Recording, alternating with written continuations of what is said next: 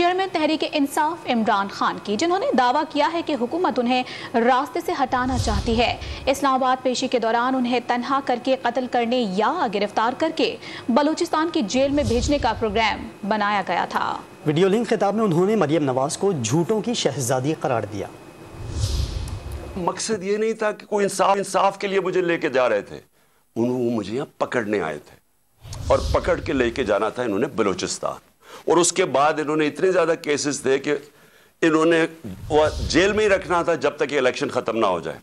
جھوٹوں کی ملکہ جو سارا وقت لگی رہتی ہے level playing field. Level playing field کا مطلب یہ ہے کہ کسی طرح اس کو راستے سے ہٹاؤ، اور وہ جو ایک سزا یافتہ جو 30 سال سے اس ملک کے پیسے چوری کر کے اربوں روپے کی پراپرٹیز میں لنڈن رہ رہا ہے، اس کے سارے کیسز ختم کرو اور وہ یہاں واپس آئے۔ یہ ہے لنڈن پلان اور لیول پلینگ فیلڈ۔ میں جب گھر سے نکلا تو میں اپنی بیوی کو خدا حافظ کہہ کے، ہم دونوں خدا حافظ کہہ کے کیا نکلے، مجھے پتا تھا یا اب انہوں نے مجھے جیل میں ڈالنا ہے اور یا قتل کرنا ہے۔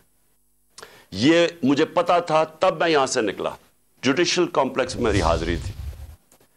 اب پولیس ذرا دیکھیں، موٹر وے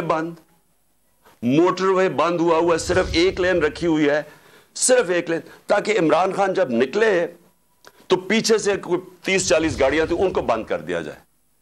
پلان بڑا سیدھا تھا، اکیلا کر کے اس کو جوڈیشل کمپلیکس میں لے کے جانا تھا۔ وہاں یا انہوں نے مجھے قتل کرنا تھا، میں یہ واضح کر رہا ہوں آج، اور میں ابھی آپ کو بتاؤں گا اینڈ میں ہوا کیا، اور یا انہوں نے مجھے وہیں سے پکڑ کے اور بلوچستان لے کے جانا تھا۔ یہ ان کے دو پلان تھے۔ مجھے پتا تھا کہ اگر میں وہاں نہ پہنچا اسلام آباد تو انہوں نے میرے وارنٹ نکال دیے، پھر اشتہاری بنا دینا ہے۔